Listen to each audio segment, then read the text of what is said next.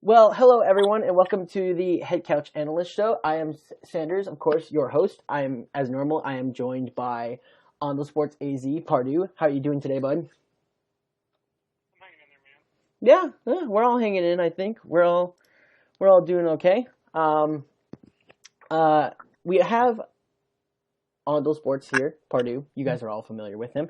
Today we have a guest star. We are going to be having our very first guest star, and from this we're going to be trying to have more guest stars from here now. And that is Ryan Bootleg Fantasy. How you doing, bud?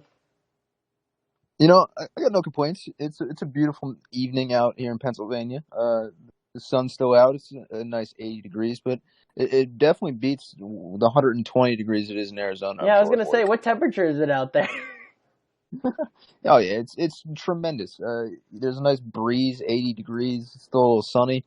Might enjoy a cocktail after. Who knows? The world's my oyster. This guy over here just bragging about how he doesn't have to live in the heat.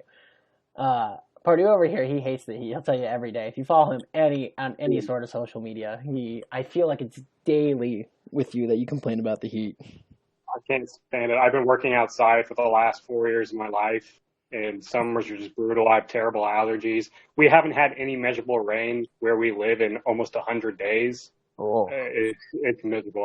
I'm ready to move out of this state. I think what sucks is like it's been happening for the last 2 summers. Is normally by now is when our monsoons come in, and our monsoons have not come in for the last 2 summers like they're supposed to. It's mm. ridiculous. Yeah. So yeah, we've been having a lack of rain the last 2 years. Surprisingly, we do get some rain in the winter, which normally doesn't happen, but whatever. Weather changes all the time, right? So, obviously, you guys are here either because you follow Ondel Sports AZ's account and he likes to put it out there, so you're some of our Arizona fans, or you were some of Bootleg's fans and you are a fantasy person. So, don't worry, whether you are here for actual sports analysis or fantasy, we're going to cover both today, which is not something we've done on this show before. We're going to be covering the quarterback market, how it was oversaturated this last free agency, how that affected Cam Newton getting more or less lowballed. There's going to be a reason why, and we're going to tell you why he got lowballed and why it should have been that way. How that affects you drafting a quarterback in the fantasy, how it affects you auctioning or going with dynasty leagues and keeping your quarterbacks. And we're also going to look at next year's free agency and how that's going to look out. And that's obviously a massive predictor because you got to think about Sam Darnold, Gardner Minshew, will Dak Prescott be there, et cetera, et cetera, et cetera. But we'll get there when the time comes. For now, let's paint a picture here. This last free agency, Super Bowl's over. Pretty much every team has an elite quarterback, a veteran quarterback, or a young quarterback, right? And you're not going to get rid of any of those three. If you got someone like Aaron Rodgers, you're not letting him go. If you have someone like Lamar Jackson or Patrick Mahomes, you're not letting him go. If you have someone like Kyler Murray, Daniel Jones, or Sam Darnold, you're not letting them go. You have no idea what they are yet. They might be projecting upwards or maybe middling, but you really don't know yet. You got to give them some time. So that leaves you with 5 teams who said, we're going to restart, right? You had the Patriots, you had the Dolphins, you had the Bengals, you had the Chargers, and maybe it wasn't 5, maybe it was 4. My bad. Bad at math. Math teacher over here, bad at math. I'm educating your kids, I swear. The Chargers, the Bengals, and the Dolphins all said we're drafting a quarterback, right? Which left the Patriots. I guess you can include the Bears in there because they had like their kerfunkle with Mitch Trubisky. Come in a time, Nick Foles comes in and he's traded to the Bears, right? At this point in time, I got to ask you guys, is that even the correct move? There's like no quarterback market right now. You know Cam Newton and Andy Dalton are going to be let go. Is the answer really to trade for Nick Foles? I understand Matt Nagy's familiar with him, but is that worth it? Well, I'll chime in first. As somebody who's watched Nick Foles, pretty up close and personal. He was the quarterback in Philadelphia on again and off again for I don't know 4 years. He's streaky. He's a top 10 quarterback one week. He's a bottom 10 quarterback the next week. It's weird with Foles. I've never really seen a quarterback be so hot and cold. I mean, we saw maybe one of the greatest runs of all time out of him in the NFC Championship and the Super Bowl in 2017. He played out of his mind. That's what the Jacksonville Jaguars signed up for. That's not what they got, and they decided to move on. And it was a huge hot topic in Philadelphia after the 2017 season Let me tell about you Nick right Foles. now, it was a huge hot topic between Pardue and I. We still had Twitter arguments about it a year later. Listen, I loved what Nick Foles did for the city, but Most people anyone who watched him at more than 1,000 feet could tell you that he isn't a franchise quarterback. No. He's a good quarterback. He's not a great quarterback. But the one thing about Nick Foles is he's a good human, and he's handled quarterback controversies pretty well. So I understand why the Bears made the move. I don't think he's much of an upgrade over Trubisky. There's going to be games where you're like, if he had a little more mobility, he might have won, or if he was a little more gunslingery, he would have been fun, and they would have won the game. But Nick Foles is what he is. He's an quarterback. I get the move. They could have waited a little longer and not given up as much, but it's a weird move that I don't think they'll regret, but I also don't think that they're going to be like, that was the best move of our franchise's history. And for me, in regard to Nick Foles, when I look at this situation, obviously I expected the Bears to go after Cam Newton. We'll get to that a little bit more in a minute. But in regard to just Nick Foles, I feel like if you're going to make a move, especially if they're going to be paying Nick Foles and taking on the contract that they gave, that the Jags gave him, if you're going to be paying him that much money, and you are going to be going after another quarterback that's potentially going to, replace the guy that you traded up for and drafted in second or third overall, Mitchell Trubisky. If you're going to do that, if you're going to go get a whole other quarterback, it needs to not be a quarterback that's going to be a sidestep. It can't be an equal. It needs to have an obvious upgrade, or they need to potentially have a much higher ceiling. Now, I would still say Nick Foles is probably just a slight upgrade, but I don't think it's worth giving up what they did to go after him, especially when there's guys with way higher ceilings like a Cam Newton, or even personally, I would say an Andy Dalton. And it's no disrespect to Nick Foles. I mean, yeah, he led a team and won a Super Bowl, but even like Ryan was saying, he's going to be a guy that some weeks he's going to be a top 10 quarterback, and other weeks he's going to be a bottom 10 quarterback. For me personally, if I had to pick, I would rather have someone who's going to be middling so I know what I'm getting so I can properly game plan every week. And you can do that with Andy Dalton. For me, that's just my personal take on it. I really don't get the move. I've never been a really big fan of anything the Bears have done over the last decade, besides maybe getting Khalil Mack. It's just they make a lot of weird moves, Nick Foles being one. I think the biggest thing I would say for the Bears is you think to yourself, all right, Mitchell Trubisky is arguably one of the worst starting quarterbacks. I don't think anyone actually thinks he's all that good. I don't even think Bears fans think he's all that good, right? But you also got to tell yourself they went 13-3 with Mitchell Trubisky. Mm-hmm. Remember that. It was the double doink year, but remember, they did well. Oh, that was also the year that Nick Foles beat them. Full circle. Yeah, I remember that video that came out. Was a Bears fan. He destroyed the door. He's screaming, "Nick Foles beat us." How does Nick Foles? Yeah. Anyway, and you think to yourself, all right, if you can get a quarterback who is an upgrade to Trubisky, if you could go 13-3 with Trubisky, why can't you do that again with a Nick Foles? That might be what they're thinking. It's also a save face move if that kind of thinking is what's happening, because at this point the general manager should have been fired by now, in my opinion, or he at least should have vocally said, I made a mistake, we need to make up for that. But they've done neither of those things. I don't think Matt Nagy is the problem here at all. I think he's just been a product of shit quarterback play. I don't blame Matt Nagy for anything that's going on here. But that move is made, so what's left is the fact that Andy Dalton has not been released yet, but we knew he was going to be. And Cam Newton is released. But people are a little hesitant because Cam Newton hasn't done too much since his MVP season. His 16-17 was very average play in 500 teams. He had a 6-3 start before a shoulder injury. He looked like he was going to have another career year, but he had a shoulder injury. So at this point, Cam Newton is a guy who you think can reach heights again if he's not hurt, but that's a big if. And the other thing is you got to fear, do we get 2016, 2017 Cam, right? So I can see why teams didn't immediately chase for him for those reasons. I remember someone telling me last year, it was when, God, I forget his name. It was a defensive tackle that was looking to go to Baltimore, Cleveland, or Carolina. And I remember him claiming, and he was from Tampa Bay. He went to Dallas this year. I do not remember his name. But I remember him saying he wanted to go to Super Bowl contending team. And when he chose Carolina, I was like, this guy really said he wanted to go to a Super Bowl contending team and chose Carolina over Baltimore. And some guy told me, well, it's Cam Newton, it's the defense, it's Luke Kuechly, why wouldn't you want that? And I was like, they're not going to do shit this year. Well, look what happened. They didn't do shit this year. So, that being said, the Panthers were over him.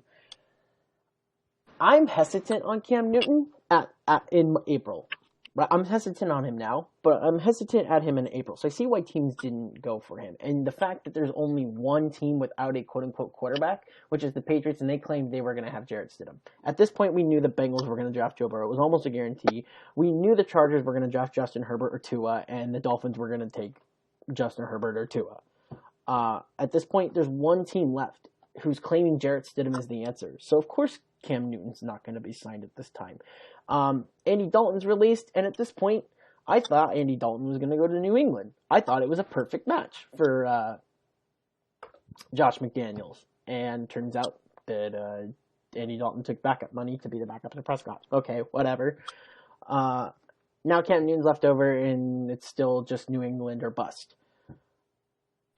At this moment in time, right, there is no demand for quarterbacks across the league. Can we agree? In May, there's no demand. Yep. Right? Mm-hmm. So let's get to the contract and when he gets signed. When it happened, I texted Andrew, finally it happened. Because at that point, I think it was obvious that was the only location for him to go. I would have been surprised if he went anywhere else. We actually had an episode on this when we did a free agency episode. We talked about Pittsburgh, we talked about Arizona, and we talked about New England being like the big places for him to go. And my pick out of them all, I think the best place for him to go would have been Pittsburgh, but I said the most likely place was New England. And he went to New England, so it wasn't a surprise to me. But the fact that his contract is so low, $7.5 million, is a product of him not having good 16 and 17 years, him getting injured in the 1 year in 18 when he started 6-3, he was having a career, but did not finish that year. And then last year he didn't play at all. He really didn't play all that much. So at this point, when there's no demand and you have, your last 4 years, I'll let you go in a second, Ryan. Your last 4 years don't look that great. Do you expect to make more than $7.5 million? When you analyze it, is it totally wrong to say supply and demand there was too many quarterbacks, it's oversaturated, so therefore it cannot meet the demand of money that someone like Cam Newton would normally get in a year where people need quarterbacks? Well, the money thing is what he was probably going to get once it boiled down to just one team. It's also the most perfect deal that the Patriots could have put out there. Yeah, Belichick loves steals. He loves getting steals. It's a steal of a sign. The value's unbelievable, but there's a couple of things that aren't fully accounted for that make sense that this is where they went with their quarterback play. Unrelated, there was the report that came out at 1 a.m.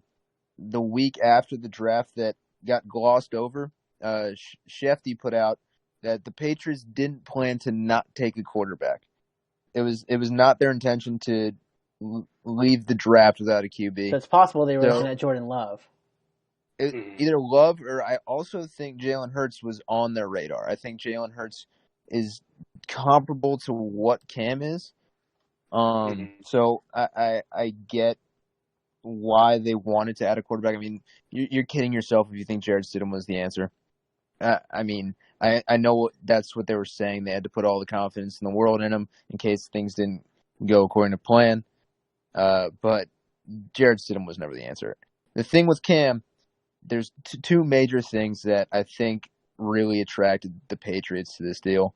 One, if he walks after this year and gets a fat contract, it's a comp pick. Yeah, you get like a third or fourth round comp back. Yeah, It's an easy money for them. If he walks, plays well, beautiful. If he doesn't play well, Bill's nothing. Bill's off the hook. It's no longer Bill couldn't do it without Brady. It's Cam Newton couldn't work with Bill Belichick. So it was perfect for Belichick to sign this deal with them. Like I really do think that Cam's going to work out. I love the optics of this.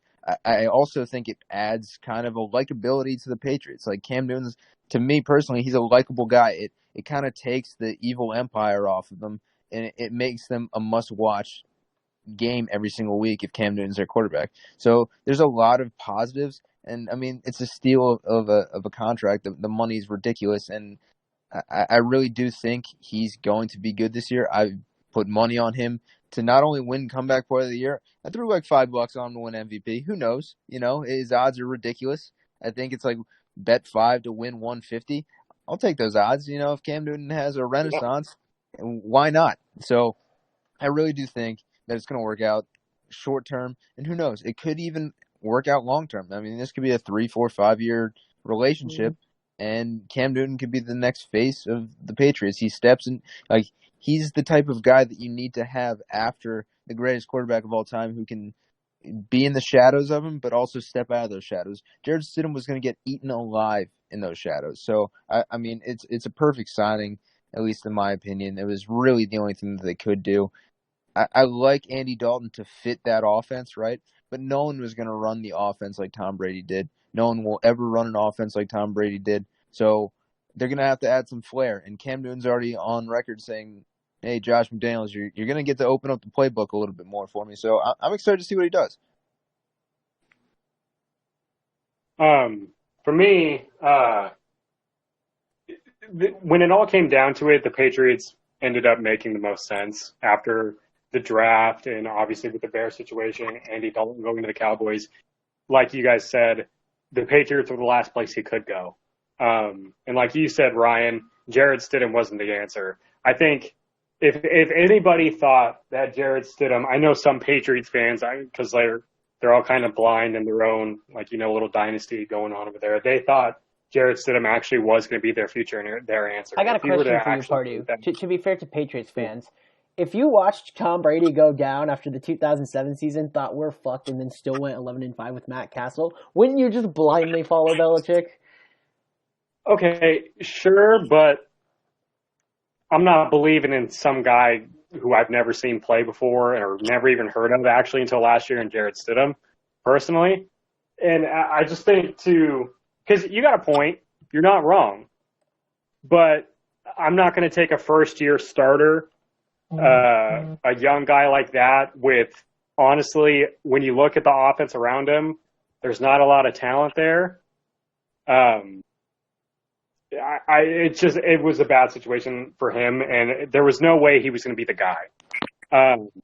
Now for them, because like you've said, a lot of people have mentioned and given their opinion, thinking that he was vastly underpaid, and I just don't think that's true. Like you said, he's coming off of it's been about 4 years since he's had his incredible MVP season back in 2016. Or excuse me, 2015. So it's been about 5 years. But it's been 4 years since he was really great, and he's had 2 straight years of not really playing football at all because he's been hurt. And just due to what the quarterback market was this season, there was no teams needed quarterbacks, and the teams that did already had a plan to address it during the draft, and so there was no need to overpay, and they got him on a super low guarantee. So even if he doesn't work out and you cut him in training camp, you only owe him $1 million. And then in addition to that, you get that comp pick. So it's just, it's exactly what the Patriots. It's just a typical Patriots move to move on from the greatest quarterback of all time to potentially get a guy who's a former MVP with such a high ceiling to potentially maintain your decades-long dominance. It's exactly what the Patriots have been doing for years now. I think it's going to be a really good fit. I've never been the biggest fan of Cam Newton. I respect his game.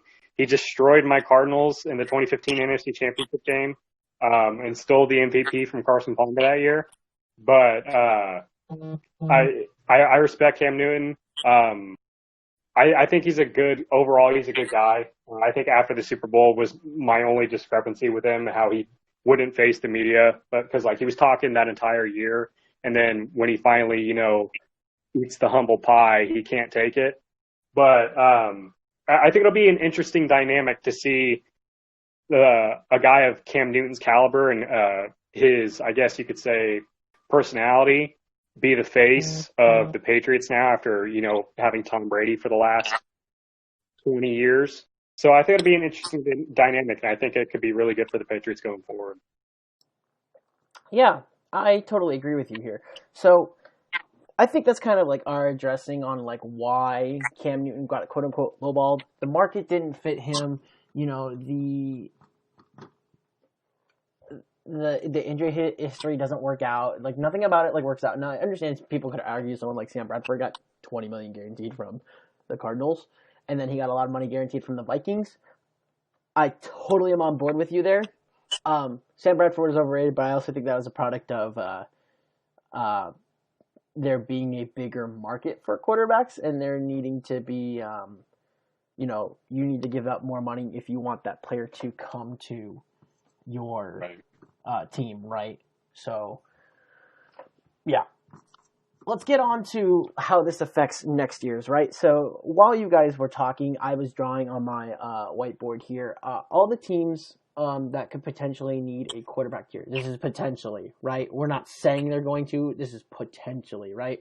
Because there's an entire division that could potentially have a new quarterback for their team, which might shock you when I tell you guys who that is. But for now, let's go division by division here, right?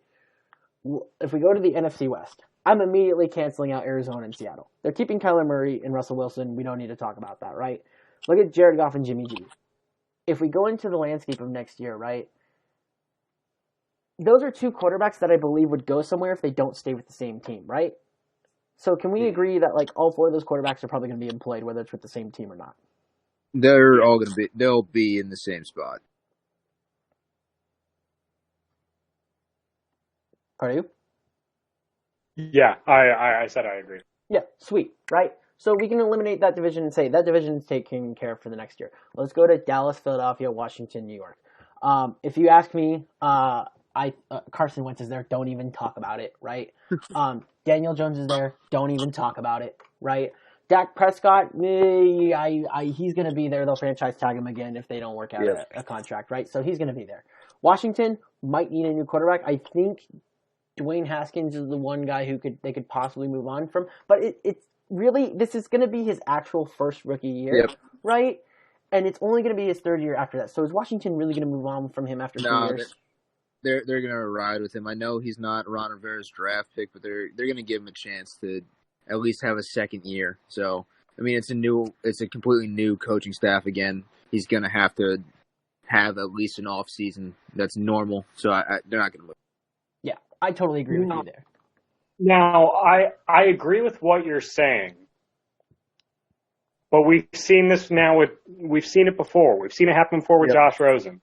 So I've experienced that firsthand because I was a Josh Rosen stan. He had my whole heart as a Cardinal fan, and it was completely shattered when we draft Kyler Murray. Now, I recant everything I say, but I'm not as convinced because personally, I'm not a big Dwayne Haskins guy. I never really was. I'm not either. And we've never really seen many Ohio State quarterbacks turn into much in the NFL. The answer is never, by the way. As an Ohio State fan, I'll tell you right now, we've never had a quarterback succeed in the NFL.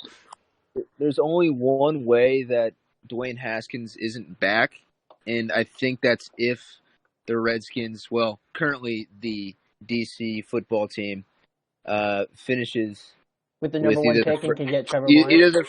either the first pick or the second pick, depending on how much they like Trey Lance and Justin Fields compared to Dwayne Haskins.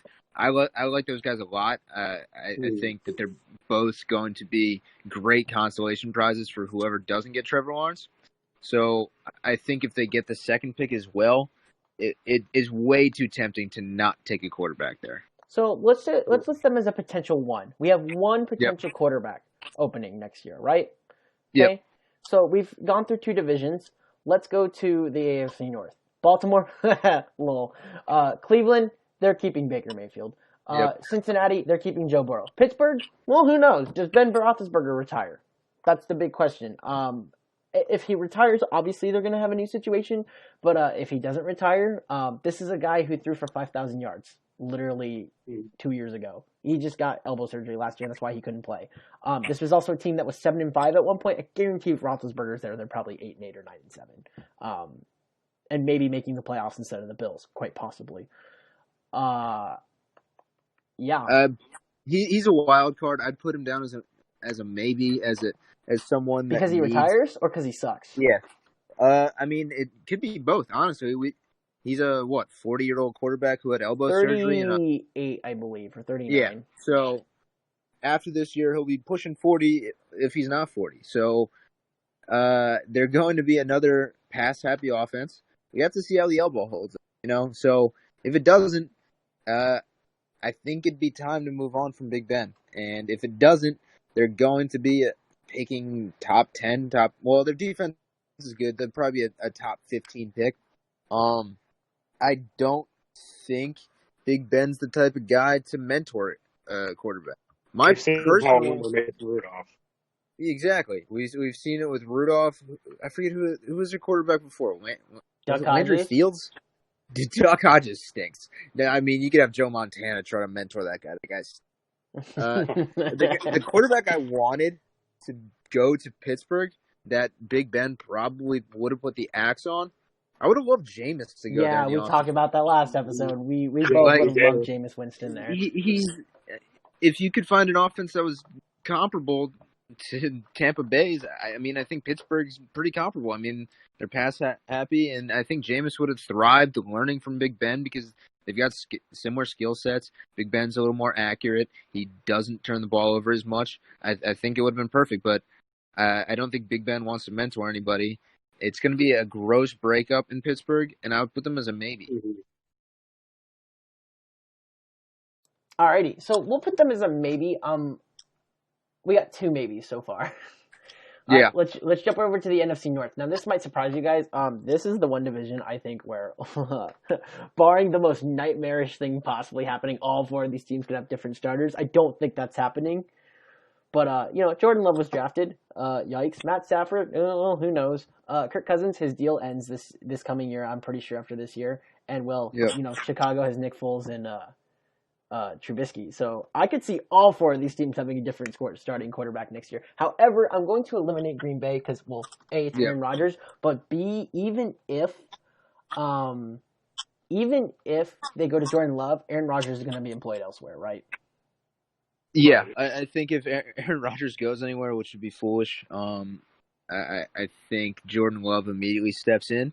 They're not going to take another quarterback. So free agent QBs would tread lightly to go to Green Bay. I don't think that it'd be smart for them. I also don't think Matt Stafford's getting replaced. I think Matt Stafford is finally starting to get. I love Matt Stafford personally. Yeah. Exactly. I think he's starting to finally get recognized on Twitter that, he's a great quarterback. He's probably going to finish as a Hall of Famer. Actually, I'm an idiot. Minnesota just extended Kirk Cousins' as free agency, didn't they? Did they? If I remember correctly. Yeah, I think they might have. So I don't think besides Chicago. Yeah, they extended him in free agency. My bad. That's my bad. I think Chicago gets a new QB. I think they definitely get one. We're definitely putting one there. But with Chicago, I don't think they can go retread. I think they have to go through the draft. Oh, yeah. So I think I mean, similar to, having a little bit of a mobile quarterback, you guys kind of want Cam to go there. I think Justin Fields would be a great fit there. So I don't see them adding a veteran quarterback. Now with the Bears situation, their defense is still very formidable, and they do have some pieces on offense. I don't think they're going to be they'll be a middling football team. They're going to be a 7-9. I think their floor is maybe a 5-11 to like 6-10 team with a ceiling of potentially 10 wins if everything goes right. But they're probably going to win like 7 to 8 games, which will probably put you out of contention to get one of those top tier guys. Maybe so you sign Andy Dalton. up. Just saying. What was that? Maybe you sign Andy Dalton. Eesh. I don't know. Eesh. So here's I feel like if you're going to completely make a move, I mean, maybe you do sign Andy Dalton, but that's just Nick Foles. That's just Mitchell Trubisky again. If you're going to get – because that's what's holding the Bears back is their quarterback. I think he's an upgrade to Foles and Trubisky. That's my opinion. I mean, that might be fair, but is it that massive an upgrade that it's worth it to make that move? I don't think so. So my thing is here, real quick. Ahead. The Bears' greatest quarterback in the history of the franchise is Jay Cutler. They love retread quarterbacks, and they need to realize at some point it's not working. I think that Andy Dalton fits the retread quarterback thing. I think they need to restart. I mean, they're going to be a middling franchise until they get a quarterback that can play worth a lick. I think that's what they thought they were getting in Trubisky.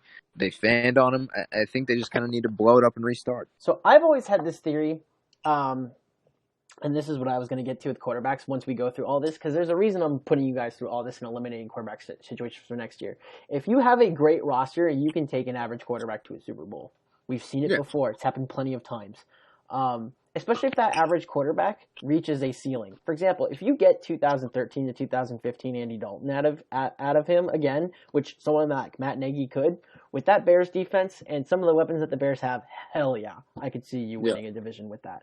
So I wouldn't mind that. I think you need to be able to put someone like Andy Dalton in a good situation, and Matt Nagy, I think, and the Bears is a great situation. Unfortunately, and that's why I said, and he's an upgrade to Nick Foles over Trubisky. So, but Andy Dalton would be very middling, and I think it's fine if you have a roster like the Bears. That's why I wouldn't put, Andy Dalton with someone like the Jets. I wouldn't put him with someone like the Dolphins. I wouldn't put him there because he wouldn't succeed there.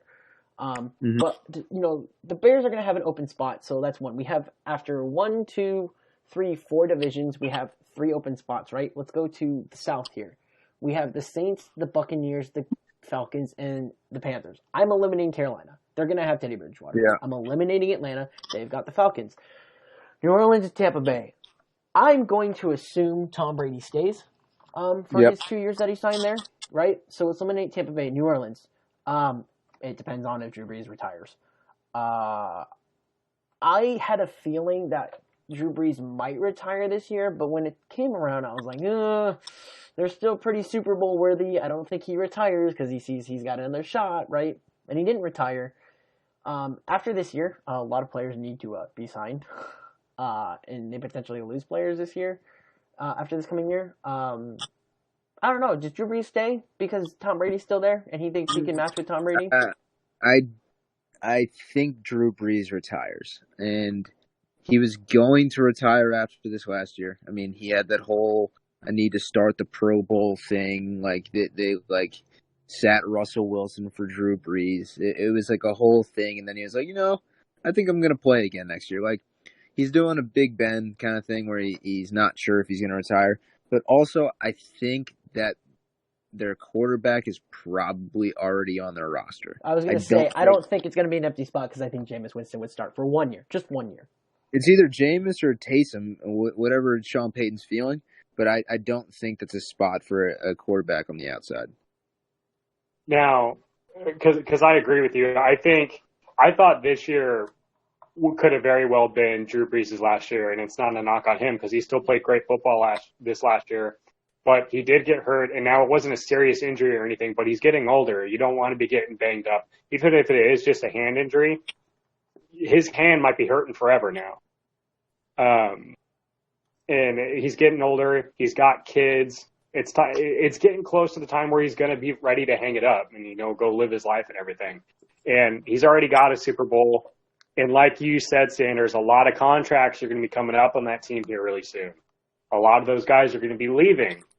This is probably, I would say the window closes for the Saints for a little bit after this year. So I feel like this would make sense for it to be Drew Brees' last year. And then I think Jameis Winston would be the guy to fill it in, and he'd probably start there for at least a year, and they'll see how it goes from there. But for me personally, I was shocked that Drew Brees came back this year. So I would definitely say, yeah, he's probably going to hang it up after this next.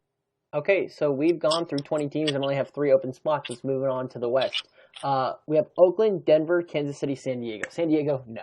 Kansas City, 10 years later.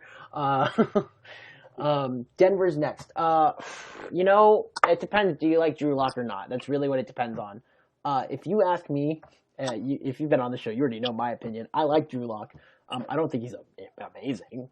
Not putting him top 10. I'm not even putting him top 12, right? I would probably put him around number 20, 21 because that's what he showed us last year. However, I think he'll improve to like 13, 14, or 15. And when you have a quarterback that ranks in the top 13, 14, or 15, you should be keeping them. If you ask me, I don't think Denver's looking for a quarterback next year.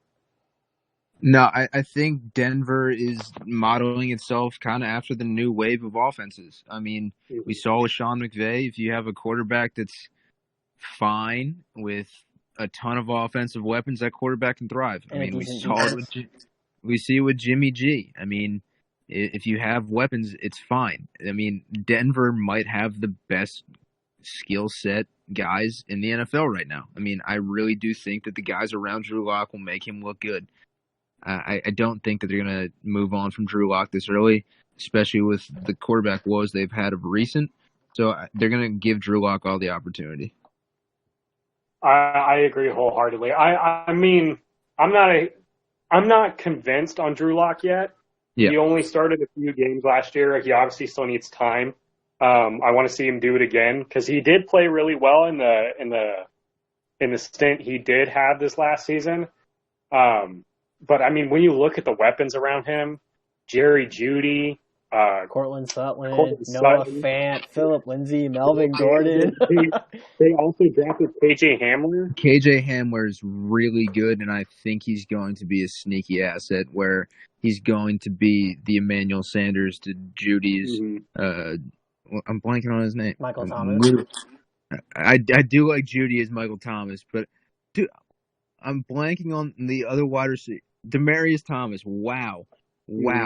He's been out of my mind this long. He's going to be similar. Like that's what they're trying to reset up. They're trying to set up a bigger wide receiver who does everything perfect. He's kind of quiet. He just does everything well in Jerry Jeudy. And they've got the quick guy that they can get the ball to, 8 yards away from the line of scrimmage and let him turn up field for a 30-yard gain. I really do like Hamler.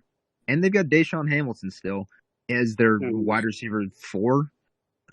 Their weapons are legit. I really do think that they've got the best room. You can wholeheartedly argue that obviously they're still rookies, so you still got to wait and see. But you can completely argue that the Broncos have 3 number 1 wide receivers on their roster right now, which is just insane to think about. Oh yeah, KJ Hamler, I really do I think he's going to shock some people. Because when you have speed like that, you don't have to be perfectly sound. But watching, I mean, he was a Penn State guy, so he was pretty close to me. I mean, that's the Saturday football I have out here. He's legit. I mean, he's got unbelievable speed, and I really do think he's going to make Drew Lock look like the greatest quarterback of all time. Even if Drew Lock comes in and plays this next year, if he has that sophomore slump or whatever, I don't see them moving on. You still got to give them some time. But I think with those weapons and the team they've built around him, they still got a pretty formidable defense. They got a great 1-2 punch in the running game. And just to think about that, not only does he have great receivers, he's going to have an incredible running game to support him with Phillip Lindsay and Melvin Gordon. 2 guys who can start in the backfield. So if someone gets injured, they're going to be fine. Hey, we These are still two have Royce. very We still have Royce Freeman there. I mean, we're not write him off yet.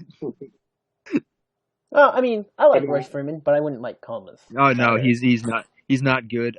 But I hope Royce Freeman gets another job somewhere. I feel like Royce Freeman is your pass catching guy out of those two. Yeah, which is hilarious because I feel like the mantra is that Philip Lindsay is the pass catching back, which was I mean, I feel not like he's the the do case. it all back. Honestly, like he can do everything. Philip Lindsay, I think, had less targets than Royce Freeman last year, and I think he had 7 drops. I think he was Oof.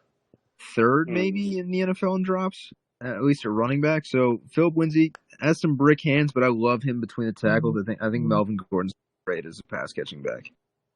Mm-hmm. I agree. The last thing I will say about Drew Lock is when I watch his tape, and I've watched it a couple times, probably the worst thing about him is a very easy fix. There were cases, and it's especially the Kansas City game, I think is the best game to watch for him because he played in the snow and he did really well in the snow for the most part. But there were a couple cases, both I believe it was against I don't remember if it was Jacksonville or not. One was against Kansas City, and then another time I want to say it was against Houston. He murdered Houston, if you remember correctly. The Broncos murdered Houston that week, and Drew Lock was great. But there was a couple throws that Drew Lock forced. Like, he saw the play, but he forced the throw to happen because he wanted the play to happen. It resulted in an interception in the Kansas City game, and it resulted in a tipped pass that should have been intercepted by Houston, but Houston did not intercept it. They tipped it instead. And those are easy fixes. It's easy to go into the film room and say, hey, dude, this looks like a great play, but you got to recognize what's going on in the background, right? Or you got to recognize there's a linebacker that's going to intercept this ball if you throw it there. You can't force the play there, right? And if your biggest problem as a quarterback is forcing plays, that's easy to fix. That's film study. So he's got good footwork. He's got a good arm. He's got nice touch. He doesn't have the strongest arm, but you don't need the strongest arm to win in this game, especially when you have weapons like the Broncos do. So I think he stays for at least minimum 2 years. This one's a tough one. Oakland. Do they get rid of Derek Carr? I think I'm a Derek Carr non-believer. I don't really You and like 360 Derek both. Carr.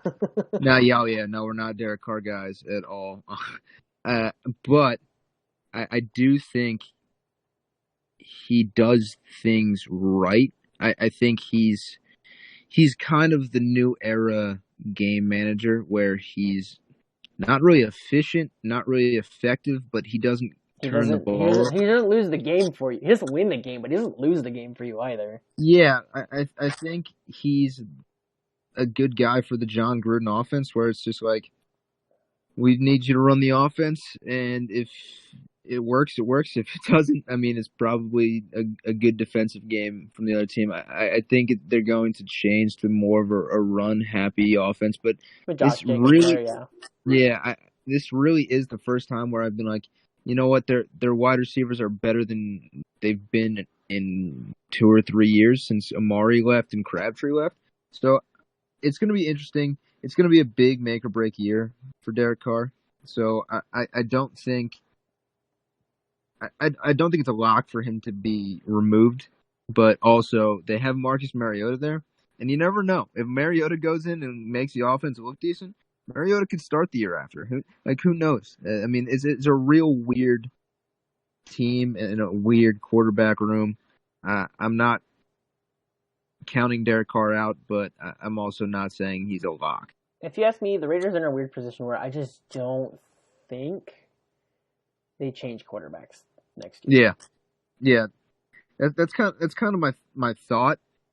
I think they would be a better team if they did, but I don't think they will. I think they're kind of committed to Derek Carr.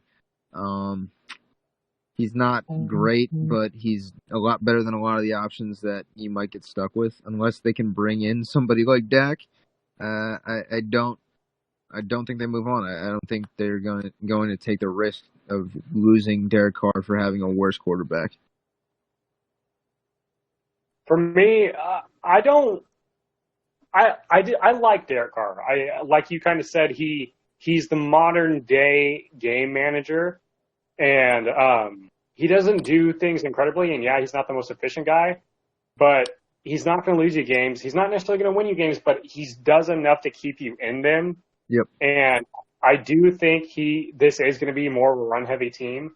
And it is kind of tough to tell with them because, like, you feel like Gruden would have found a different quarterback by now if he was going to move on.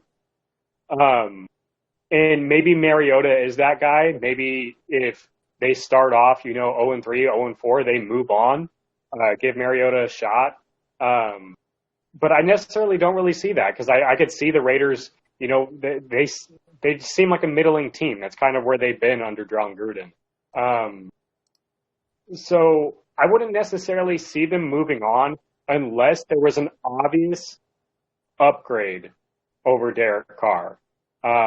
So if like a Dak became available, which I don't really foresee, but unless it was an obvious upgrade, I don't see them moving on.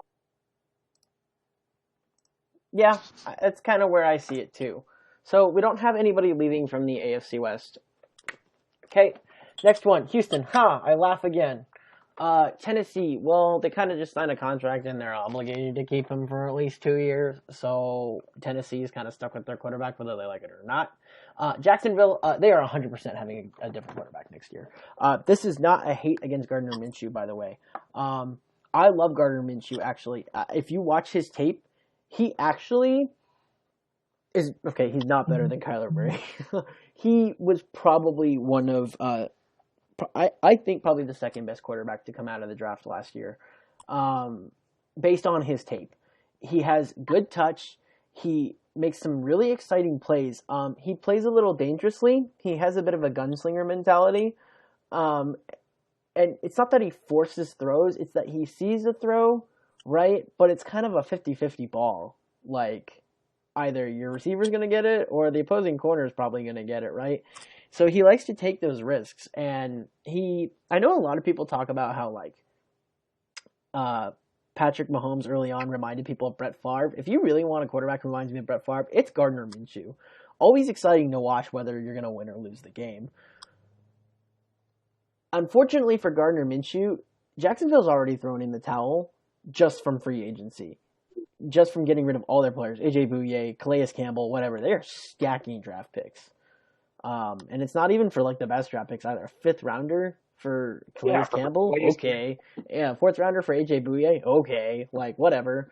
But it's very clear that, and then Yannick Ngakoue, I forget how you say his name. I know his first name's Yannick. Ngakoue. He doesn't even want to be there, right? Like, they can't even keep their own young franchise stars.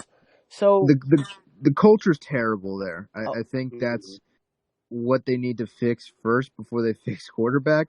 But I mean, I'm not the owner. I feel like there's been multiple players to hate being in Jacksonville. But here's what's going to happen, right? Here's what's going to happen. They're going to suck. Yeah, they have a terrible roster, so they're going to suck. It's like the Dolphins last year. They're a terrible roster. They're going to suck. The difference between the Dolphins and the Jaguars, Dolphins of last year and Jaguars this year, is Brian Flores is actually, from last year and 1 year, a damn good coach. The Dolphins were entertaining to watch despite being terrible. Yeah. You could actually tell the players wanted to win even though they were always at a disadvantage because they were the less talented roster. And that comes from coaching and a culture of wanting to win, right? Even though your front office said we're losing, Brian Flores created a culture and said we're going to win. We're going to try to win. They were competitive. There was a reason a lot of people were picking the Dolphins to win before the Bengals when we were wondering, well, who gets their first win, the Dolphins or the Bengals? Because the coaching looked way better on Brian Flores' side. I don't see that from Jacksonville. Their culture sucks. Their willingness to win outside of Minshew mania is just not there. I don't think it matters whether Minshew plays well this year or not. If he plays well, they're still only going to get maybe 3 or 4 wins. And if he sucks, they're going to get maybe less than 3 or 4 wins. If you ask me, Minshew's going somewhere else no matter what because they will have a high draft pick and they're going to draft Justin Fields or draft Trevor Lawrence or whoever. He's a product of a bad team. Yeah, I don't see any issue with that. Minshew feels to me like Ryan Fitzpatrick, right? Where he's going to be good enough where you feel like the team's fine and like you're in a rebuilding mode. You can toss Minshew in there. You can win 6 or 7 games, whatever. You got your money as the owner. It's fine. Like, I think Minshew isn't a franchise guy, but I did really like what I saw out of him last year. I mean, if he played all 16 games, there was an argument that he was Rookie of the Year. I mean, it was that close to me, meant like at least where there's a solid argument. I mean, you could make the same argument for Daniel Jones if he played all 16. That's kind of neither here nor there. I really do think Gardner Minshew has some talent, and it's unfortunate that he's in that situation.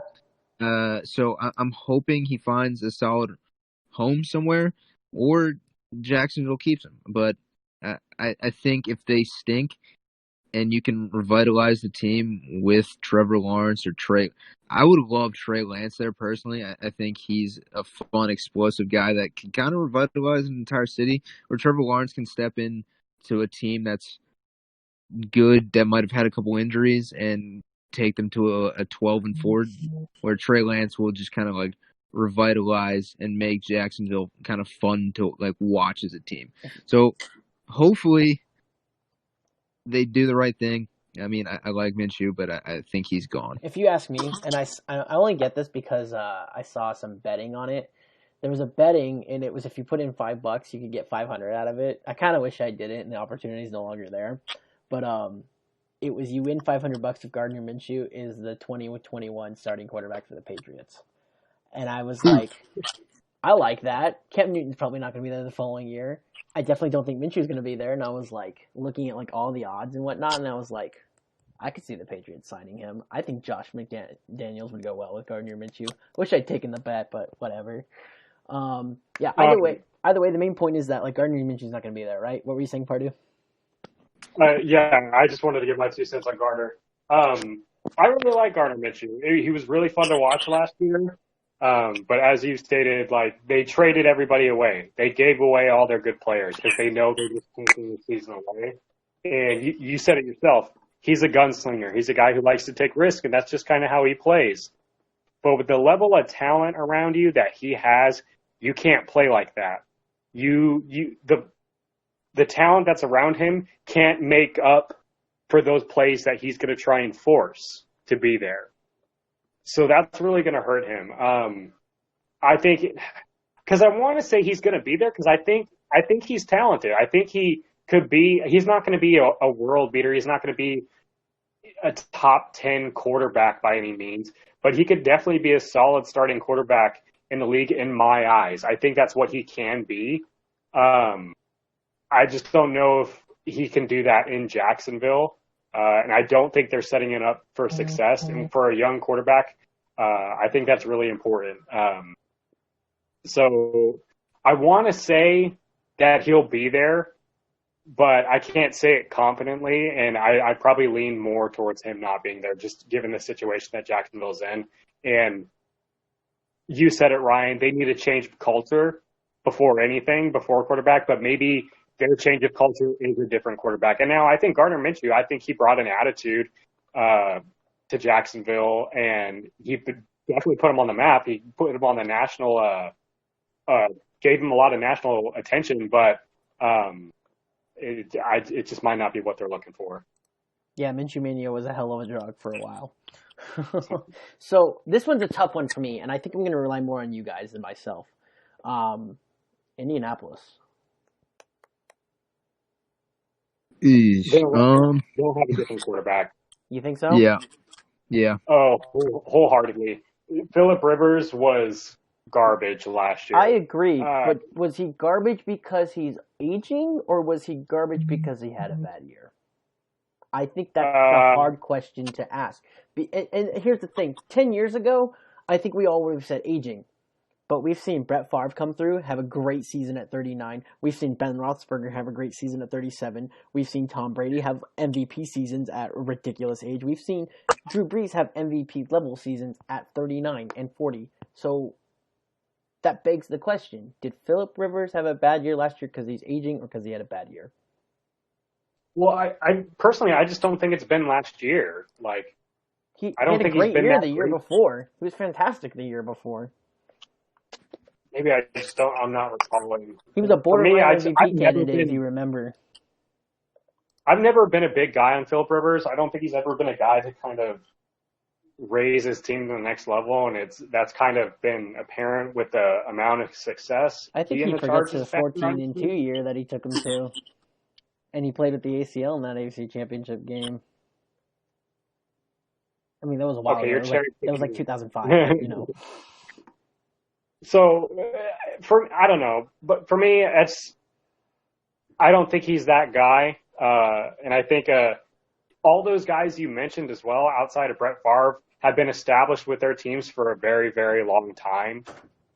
Because I mean, he went to the Vikings. Brett Favre went to the Vikings, but those other guys you mentioned all were established with their teams for a long time. Had been around those guys, had established the culture. Now he's going to a different team after coming off of one of the worst years of his career, to another team that doesn't exactly have compared to the talent that he had with the Chargers. It's a massive downgrade. I don't know if it's massive. Remember, this team went 5-2 with Jacoby Brissett at the start, and this was also a team that you listed as one of your most improved of the offseason. You had me put this team on that list. I did, but the Chargers, when you look at their roster and look at their offense, it's still far superior. I agree it's superior, but I don't think it's a massive downgrade. Maybe not, and maybe I'm just kind of underselling Phillip Rivers and what the Colts have in his current situation, but I just don't really. I thought that was a weird signing when it happened. It was only a 1-year deal too, which makes it even tougher to say will he be there next year or not. Right, exactly, and especially given the age, and even if he has a mediocre season, I see them moving on. To me, I just don't think he's there.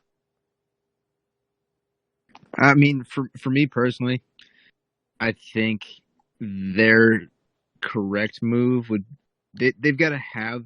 If Phillip Rivers is there again, you have to have a rookie behind him. You know what I mean? Like, Phillip Rivers, for all of his shortcomings, pretty good quarterback for his entire career. So he's seen a lot. I think if they had a rookie quarterback behind him to learn, I think that's probably their plan. So I don't see a veteran going there per se. I think that they kind of have to restart everything. You know, they're doing a little bridge with Phillip Rivers where they think they still have a window. So, I mean, I hope they make the right move. I don't think that they should get somebody like Jacoby Brissett or like an Andy Dalton. So I hope that they draft somebody personally. Mm-hmm. So I guess that begs the question, does Phillip Rivers stay there or not? I think he will. I think he'll force it. I think depending on this year, he'll try to force another year. You know, I think, here's my opinion. I think he has a good enough year with a team that has a decent enough roster in a division that we really don't know what's going to happen, right? I mean, history says just bet on Deshaun Watson and the Texans winning.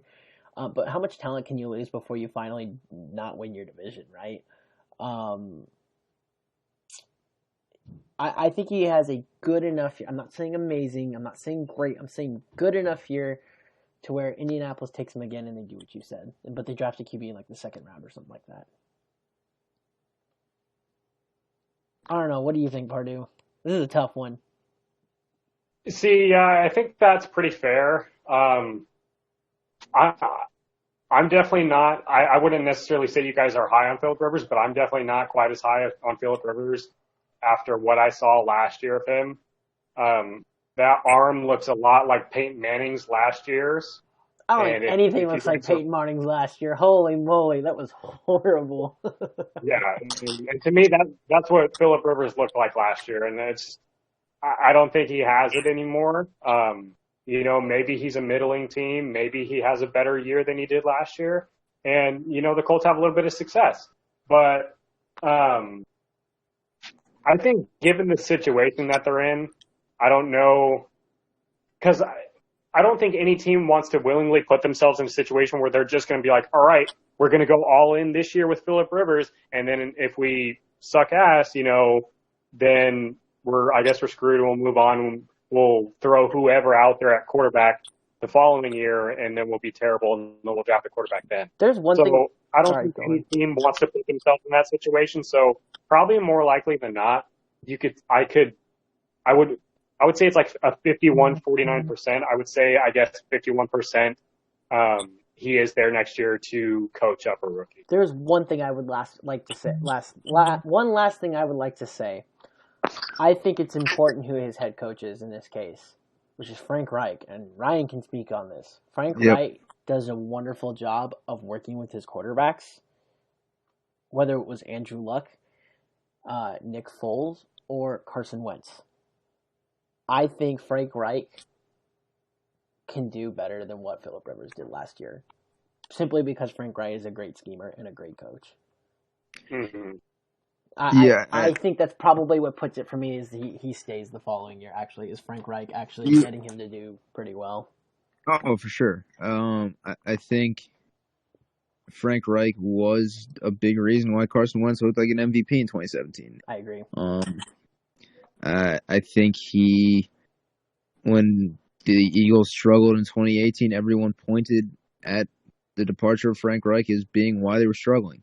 I'll never forgive Josh McDaniels for leaving, or for not taking the job in Indianapolis and then leaving, because Frank Reich got scooped from us. We would have had him for 2018. Who knows? I mean, maybe the Eagles beat the Saints in 2018. Nick Foles wins a back-to-back Super Bowl. Keep dreaming, dude. And Carson Wentz is somewhere else. You know, the butterfly effect is unbelievable because Josh McDaniels decided to back out of a head coaching gig because Bill Belichick has pictures of him somewhere. I really do think Frank Reich is going to be recognized eventually as one of the best coaches in the NFL. I feel like he's already recognized as a really good coach because he is. I feel like he gets recognized, but he doesn't get put in the upper echelon of coaches. You know what I mean? I mean, like, it's really hard to get past like Andy Reid, Bill Belichick, John Harbaugh, Mike Tomlin, Doug Peterson. It's really hard to get past those type of coaches. But he doesn't get put past guys like Sean McVay. He doesn't get put like we heard about Matt LaFleur more this year than we heard about Frank Reich. You know what I mean? Like I feel like he doesn't get enough credit. He's starting to get more credit, but there's definitely more credit out there that he deserves. I will say the other thing too is sometimes you just have to win, and they didn't win last year, so I think that's part of it. Yep, for sure. I think we're moving on. We still only have 1, 2, 3, 4 spots. This division, the last one, AFC East, Dolphins, no. 2 is there. Bills, they're extending Josh Allen, whether we like it or not. Yep. At least for 1 or 2 years. Jets, I really like Sam Darnold, actually. Do they keep him? Yeah. I mean, it's no question to me. I think they keep Darnold. All right, cool. I think we've agreed the Patriots are going to have another quarterback after that, right? I wouldn't say so fast, honestly. I think if Cam looks good, he might stay there. I mean, he's already expressed interest in being the next long-term Patriots quarterback. I think if he looks good, he very well could be the quarterback of the Patriots. I don't think he gets the fattest deal if he looks great. I still think that there's going to be some skepticism about him long term, so he won't get the money that he probably deserves on the mark. So I think if he looks good, he could very well sign a 2-year deal with the Patriots. You know what I mean? So I think it's not a lock that he's gone. So let's look at where he goes if he doesn't stay with the Patriots. He's going to Washington, Nope. Chicago, maybe, or Jacksonville, and I don't think any of those are happening. So he probably stays. And I feel like those guys were Pittsburgh. I feel like those guys or those teams were the teams that he could have gone to this year if they did some finagling. So like, I don't know if he really can move on, which is unfortunate because I mean we literally team in the NFL.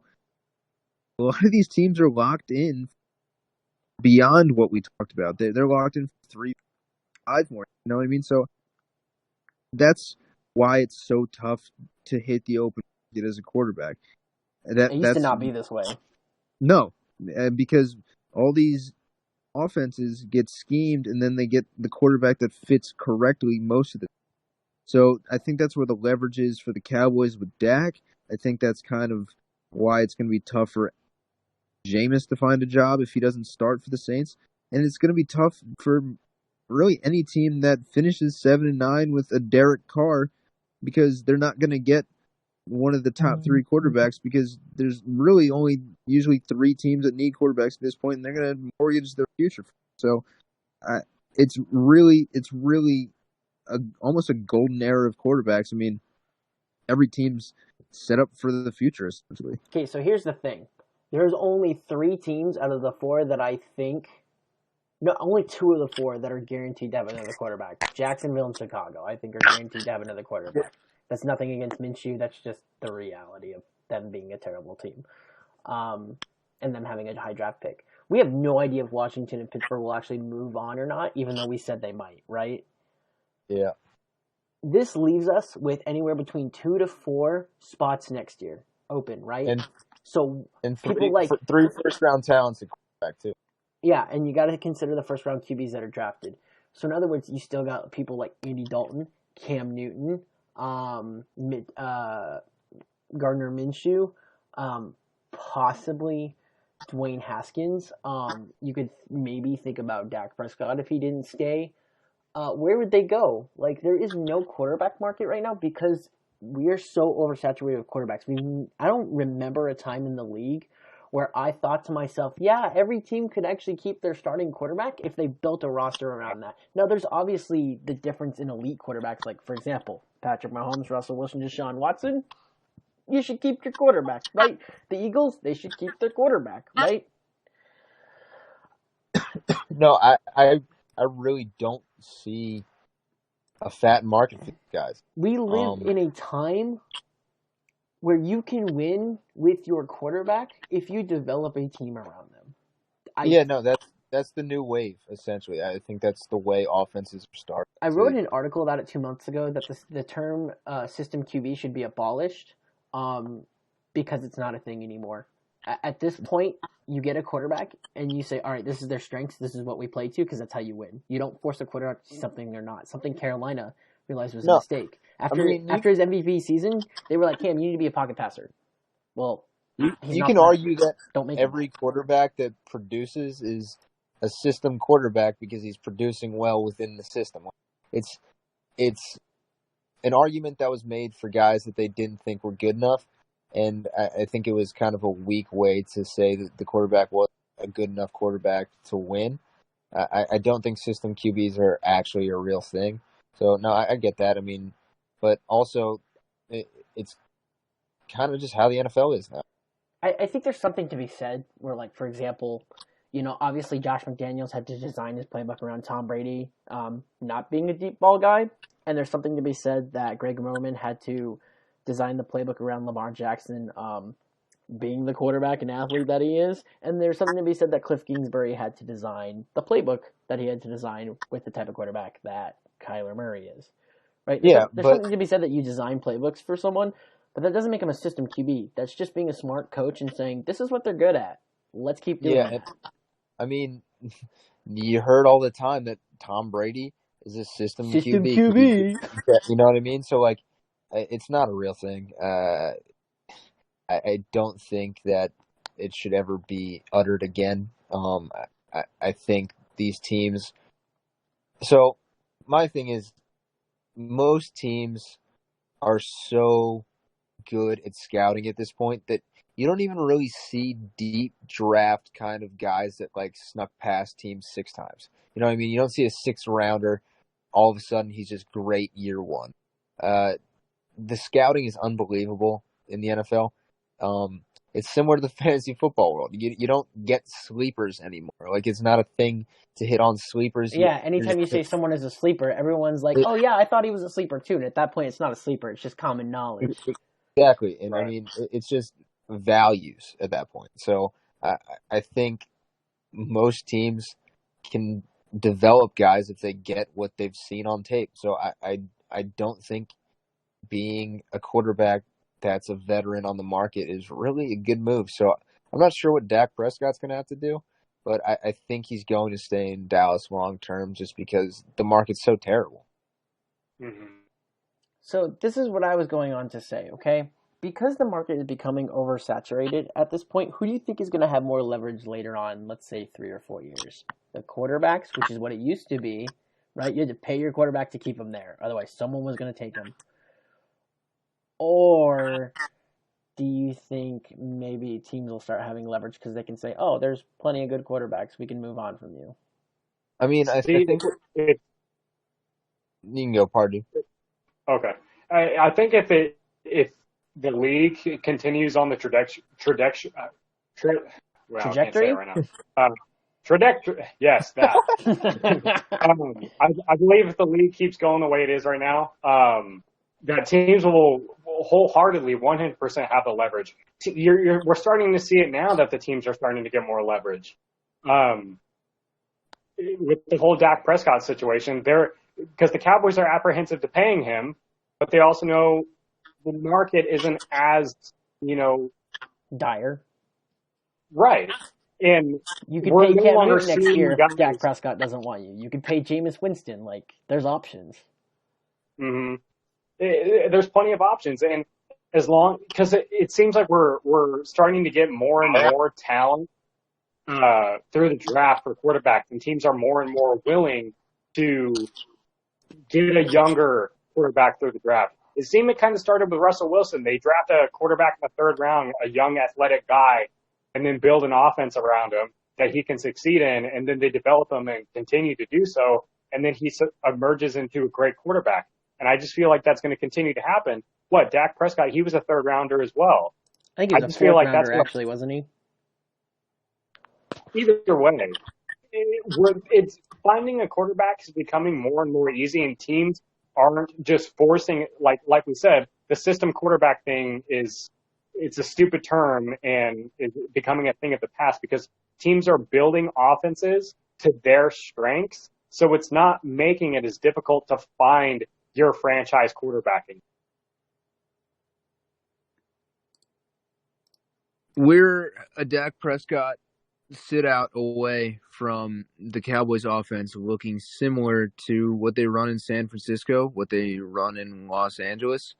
I mean, we're seeing these spread offenses that really thrive on the passing game on intermediate passes where it's safe, but you get the ball in your playmaker's hands. And I mean, we're seeing it with Dak where the team has leverage. I mean, they're not budging really past what Wentz got, what Jared Goff got.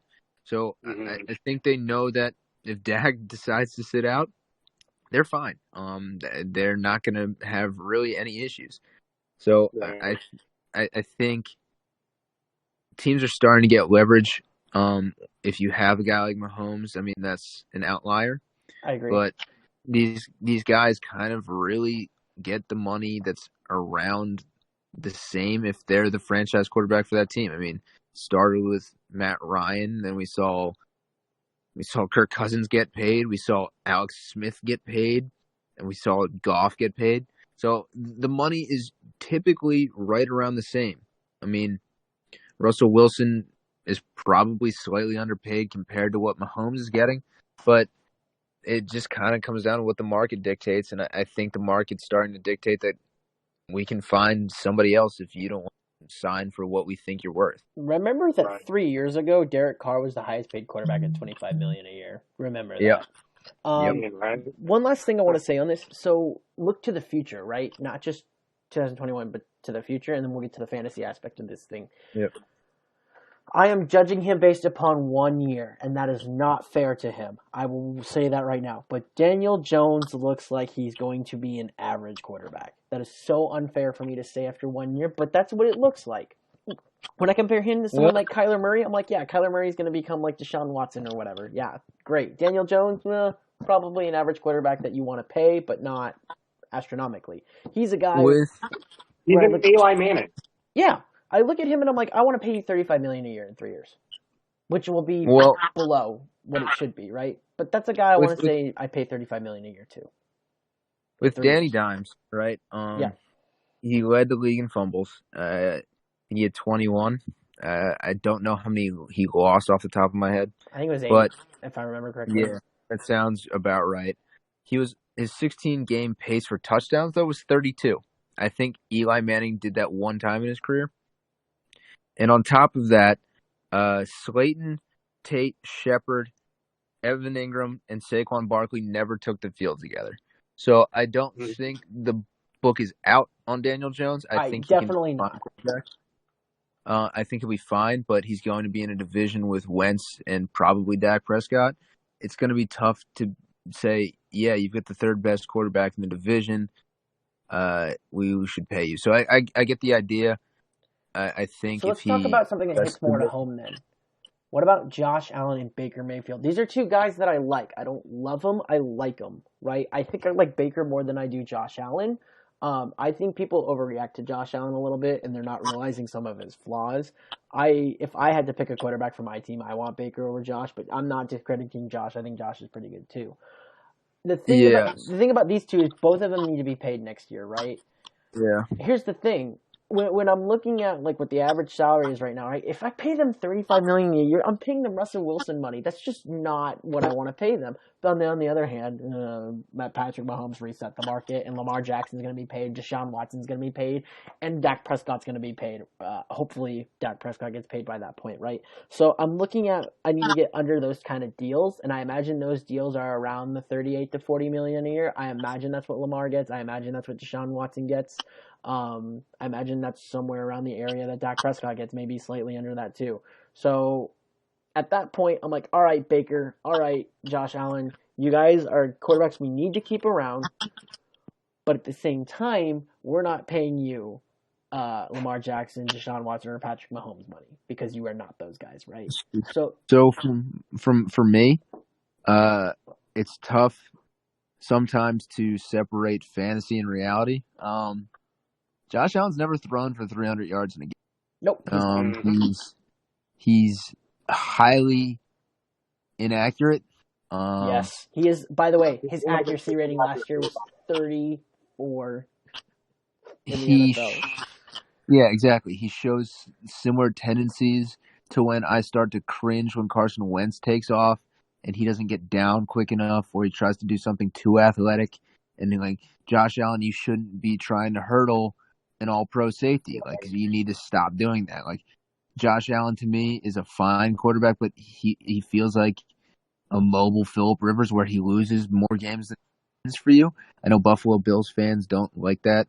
That he's kind of a folk hero for them because, I mean, they've been inadequate as a team for their entire existence. So, yeah, I get Josh Allen love, but he's not a top 10 talent quarterback to me. Baker Mayfield, similar. A couple guys retired. He's in the top 10, I would say. He's a better passer. He's a fringe quarterback. Yeah, he's better. He's quick enough to where he can move a little bit if you need a first down and he's out there on a bootleg. I get that.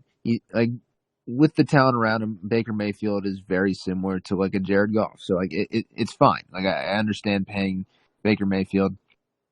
Some of these guys should be getting Derek Carr money, and they should not be getting Jared Goff money. I totally agree, but that's just not where the quarterback market for the money is going. I'm so with you. Trust me, I am with you. Most quarterbacks should be getting 25 to 30 million a year, and that's it. But that's just not reality. Yeah.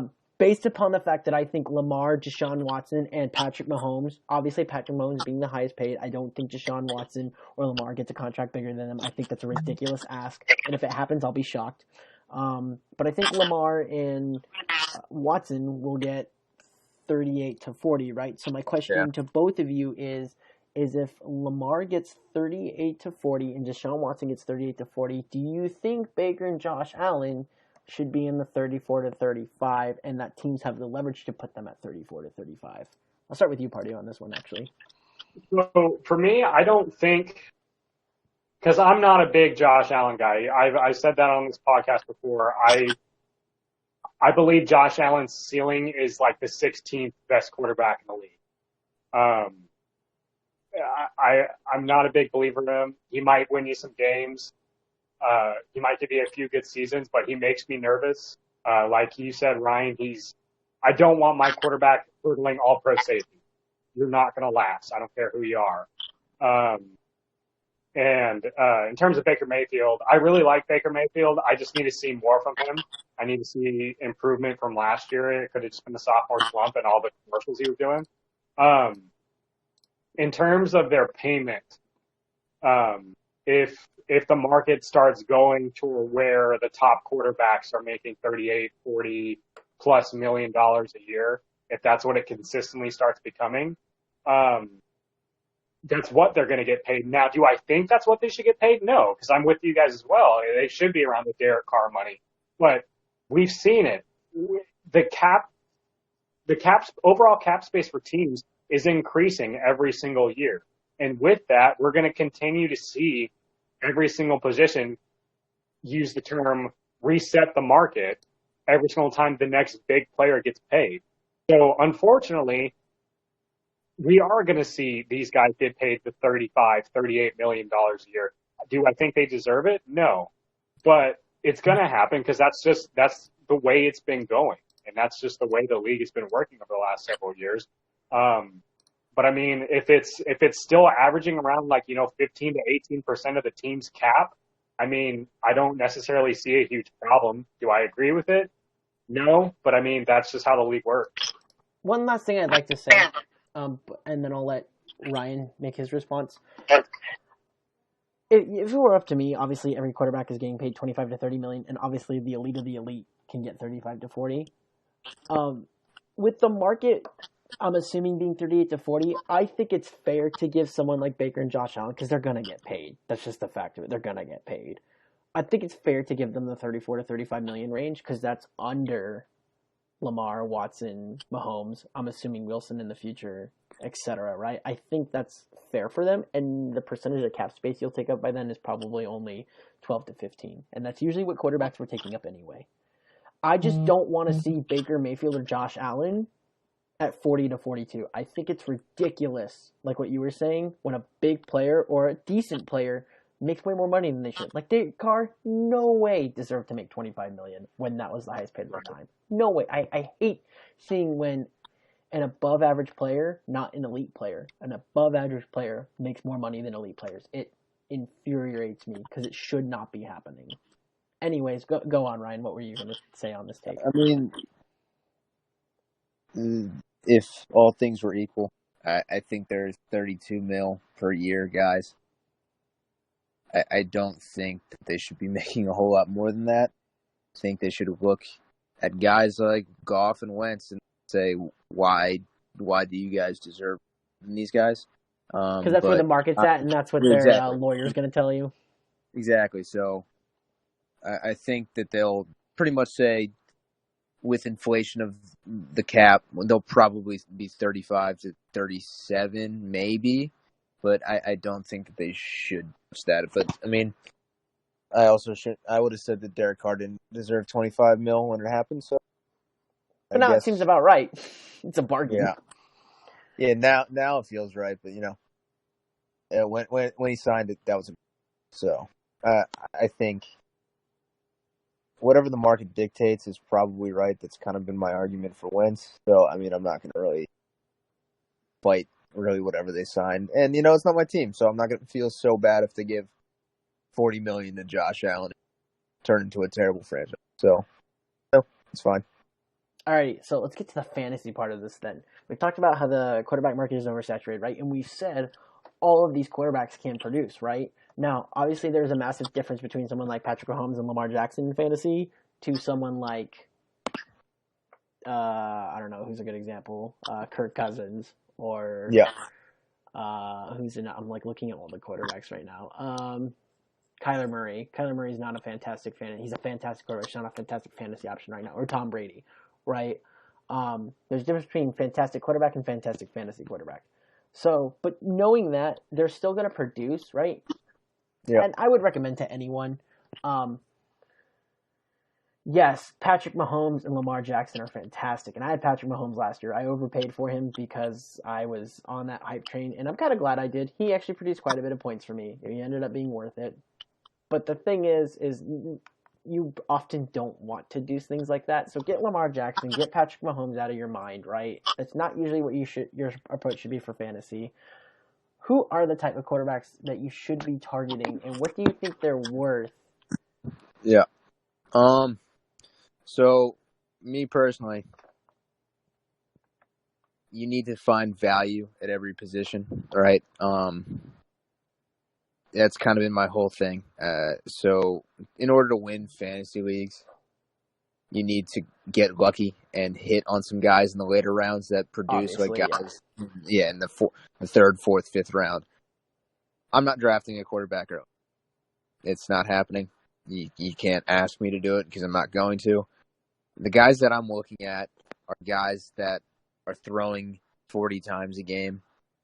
I love the two Matts. I love Matt Ryan and Matt Stafford. You get them in the Matt Stafford's probably 8th round quarterback, give or take. And Matt Ryan's probably a 10th round quarterback, depending on how many teams are in your league. You mean Matt Stafford? Yeah, Matt Stafford. Matt Stafford's an 8th. I would say Matt Ryan's. So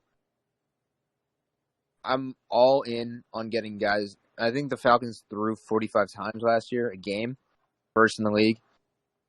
And the weapons around both of those quarterbacks are unbelievable.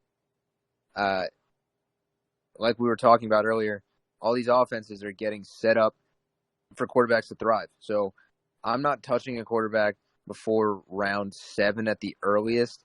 And also, don't overspend on your hometown quarterback. You guys, I know Purdue's. Yeah. I know. I did that last year. I paid like $18 for Kyle Murray. So Kyler is an interesting case because he's getting drafted somewhere between quarterback 3 and quarterback like 6, depending on how high you are on him. I wouldn't take him in the 4th round probably just because there's a lot of talent still out there. And I mean, you need to win every single position every week to win fantasy games. I think that the values at the end of the draft, I mean, Carson Wentz is going as about quarterback 10. He's got top 5 potential. Matt Stafford was on an MVP pace last year. I'm trying to, but if you can get guys at a cheaper price than their ADP, like there's always an argument for it. But I think there's probably 24 startable quarterbacks for fantasy this year. I mean, we just talked about how deep quarterbacks are, and it's really tough for me to say, yeah, spend a 2nd round pick on Patrick Mahomes over Chris Godwin. You know what I mean? So, like, I think you need to really go into your draft expecting to draft a running back heavy first 2-3 rounds, maybe toss a wide receiver in there, and don't think about a quarterback till at least round 10. Because, I mean, talking about oversaturation, we've seen fantasy Twitter, and they kind of all give the same ideas where you only need one quarterback. You can wait on tight end this year, and running backs are heavy. So you kind of need to go into your drafts with that mindset that don't draft a quarterback until you kind of see a run, and then you target your favorite of what's left. Right. I think sorry, go on.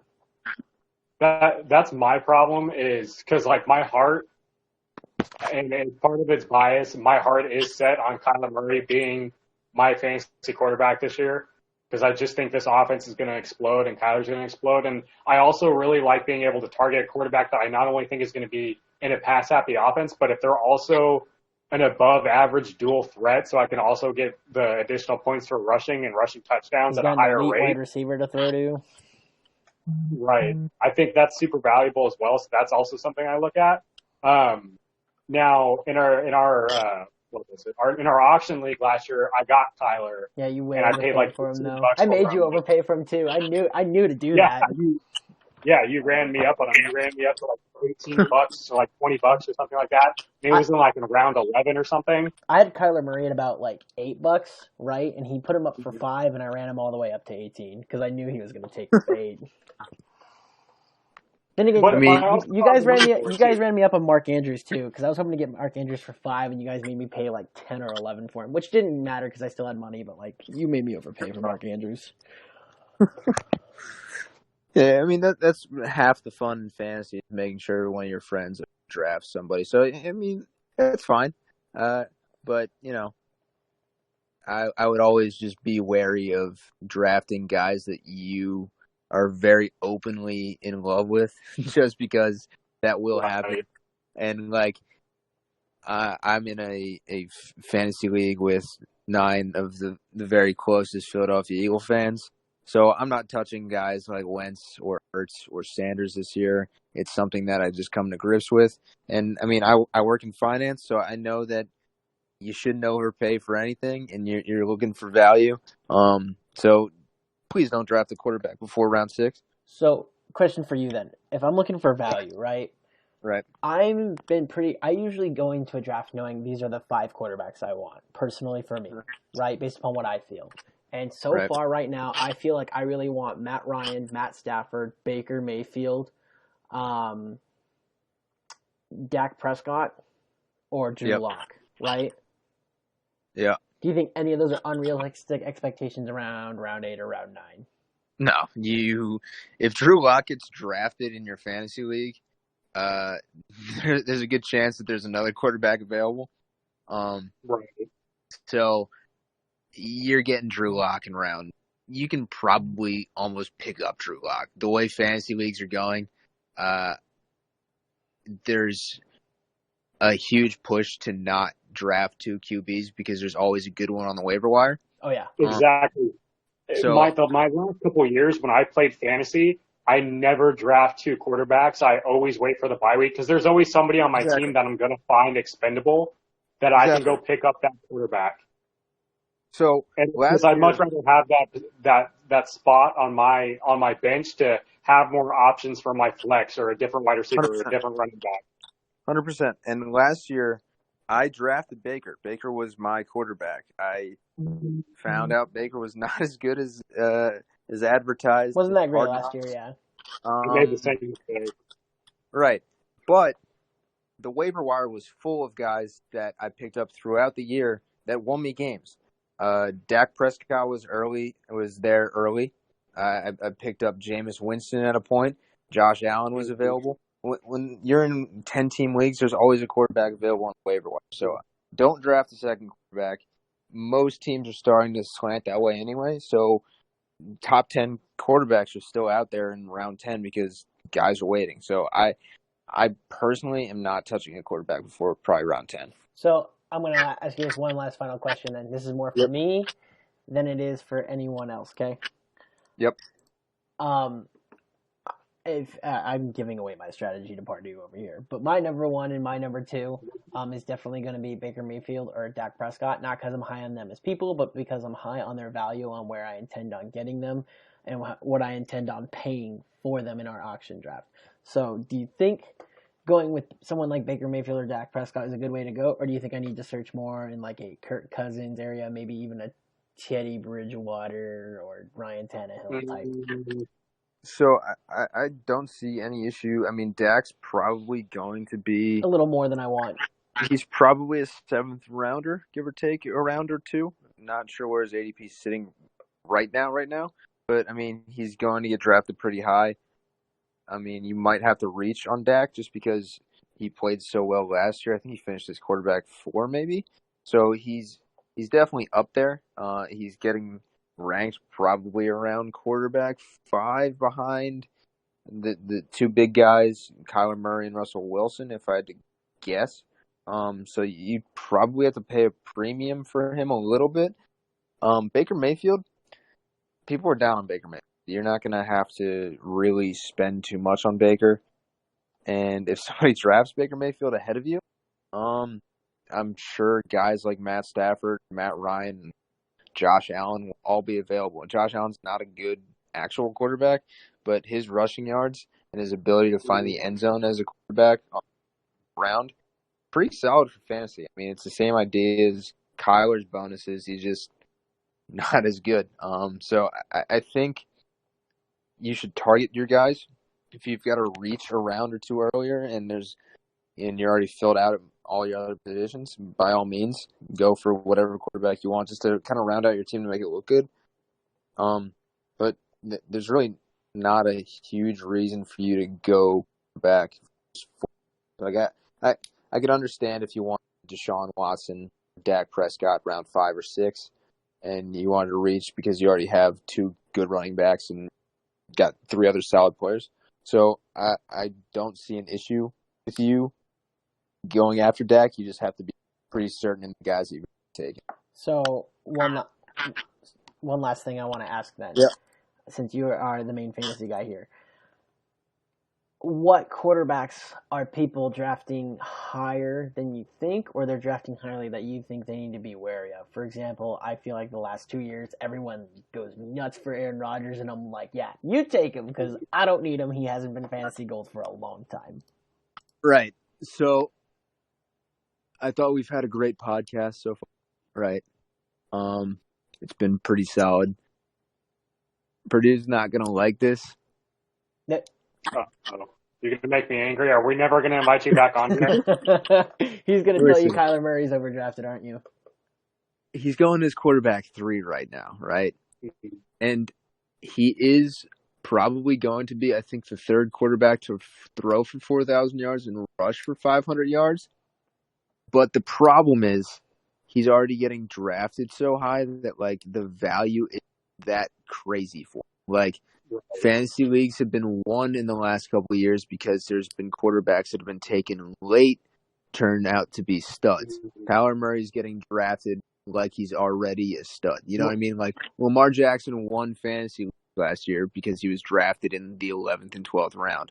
Patrick Mahomes won fantasy drafts 2 years ago because he was drafted in the 10th or 11th round. Quick story, by the way, from 2 years ago that fantasy people might find hilarious. Yep. 2 years ago was my first ever auction draft, right? First ever, so I had no idea what the fuck I was doing. Yep. But we had a homer. He's a massive Chiefs fan, right? And he overpaid for Travis Kelce, right? And near the very end of the draft, he put up Patrick Mahomes for $1, right? And we were all, and nobody bid on him. We're like, yeah, take your quarterback. We don't care, you fucking homer. And then he won that year because that's the year that Patrick Mahomes Exactly. to give me for $1. He spent $1 to win the league, basically. Exactly. So that quarterback is where you need to try to find value, where you can get somebody in the 10th or 11th round that goes off. So Kyler Murray might be a little overdrafted for my liking. It doesn't mean he's not going to be great this year, but his ceiling compared to his average draft position isn't as wide as I'd like it to be. You know, like, I feel like if he plays well, he meets his ADP, you know? So, Right. And I feel like that's a fair argument because I know exactly what you're saying because obviously you're way more well-versed in fantasy. And I know for myself personally, I have an issue with being a homer when it comes to setting up my fantasy He team does every that. year. Larry Fitzgerald, I like, see every my year. hometown players go off. And because Kyler was like, he's one of my, like, I want him on at least 1 or 2 of my fantasy teams this year. Yeah. And I'm willing to overpay for him. So you're kind of bringing me down to earth, which makes me sad. But no, I completely agree with everything you're saying because, like, you're right. That's how fantasy leagues are won. Because I've done, I think, 20 total fantasy leagues, and I've won 4 of them. Yep. And the 1 year where I won by, like, I beat everybody by like 4 games going into the playoffs was the year in 2015, and I got Carson Palmer in like the 14th round, and he was an MVP candidate. So, and he carried my team. And then I had other Cardinal players too. Like I had Larry Fitzgerald as well, and I picked up David Johnson on the waiver wire when Chris Johnson got hurt. Dude, I did that, and that was the best thing for my fantasy that year. Yes. And because you're exactly right. That's how you win a fantasy league is you find an MVP caliber or a top 10 caliber quarterback super late, and you just fill your roster with immense position player talent because you didn't reach to take a quarterback or, you know, a different position early. Yeah, exactly. All right, I'm going to extend this for just a couple minutes because I got one final thing. Do you think there's anyone who belongs right now in the Aaron Rodgers, Tom Brady category in the sense that, like, they're a big name, they're probably going to win games, but they're not going to win you fantasy games if you draft them? Ooh, Big Ben on the road's pretty tough. Drew Brees on the road is not a good start. I'm trying to think of other guys that are kind of like, oh, he's on my team. Like, older quarterbacks on the road out of their element are always bad. But I think it's possible Cam Newton's like that too. I mean, there's guys that just win games where they throw for 215 yards. They called a great game as a quarterback, managed the audibles well, handed the ball off at the correct times. They win by 15, and they go home happy. So maybe but stay away from like Phillip Rivers and Ryan Tannehill. I think Tannehill is interesting because he's very efficient. He's a nice late round guy if you're really He's not a stats guy, which is what's important in fantasy. Exactly. Phillip Rivers is interesting depending on your scoring system. If there's no major turnover penalties, like Phil could be decent, especially if T.Y. Hilton plays all year. We do half-point PPR. That's what we do. Half-point PPR, I think it doesn't really change for QBs, but I think Phillip Rivers in a pinch might be one of those guys you pick up off the waiver wire if he's playing at home against a bad defense. But I wouldn't touch Phillip Rivers as like a every week starting QB. He's going to be on your waiver wire most weeks, I would assume. I would stay away from Drew Brees personally. I don't love his draft position against kind of what we've seen out of Drew Brees down the stretch, and he kind of has petered out the last couple years. Aside from the injuries, he hasn't been the same quarterback in Week 13 that he was in Week 3. So I've owned Drew Brees as my quarterback in the majority. Like I would say 75% of my fantasy leagues and my fantasy teams, I've owned Drew Brees, and I can vouch for that wholeheartedly. Yeah, he just falls off the face of the earth like Drew. Like you threw for 400 yards, it was 1 and 2. Why are you throwing 20 yards in a championship game? Brees is an interesting guy, and he doesn't have, I guess, a high ceiling. He runs like me out there, not going to run yard. I like staying away from big name guys. That I like third or fourth year quarterback who's kind of coming into his own right. So just stay away from guys. Yeah, like I already know going into this year. No Lamar Jackson, sad for me as a Ravens fan. No Patrick Mahomes, and no Deshaun Watson, no Russell Wilson. Like those are the 4 guys. Like I know automatically I'm not going for it, and I know Aaron Rodgers and Tom Brady are going to be overdone for because their names are Aaron Rodgers and Tom Brady. It's just going to be by name. Yeah, I treat every, I guess, researching session for like the guys that in my league are like Matthew Berry, but it's never the case like that. You know what I mean? Like there's guys in your league that will reach on Aaron Rodgers, and there will be value for it. You just kind of need to realize, like, don't reach on a QB. You can really wait, and all these guys are setups for success. We went down every team, down guys' weapons. So if you can pinpoint a guy that you like Drew Lock, and with somebody like Baker Mayfield, and you have both of them, that's fine. If you want to do a 2 quarterback draft, I like that, where you go 2 high upside guys and hits. It's worked in the past for me where I Blake Bortles, I think it was 2015, had his good year. I drafted him and Derek Carr.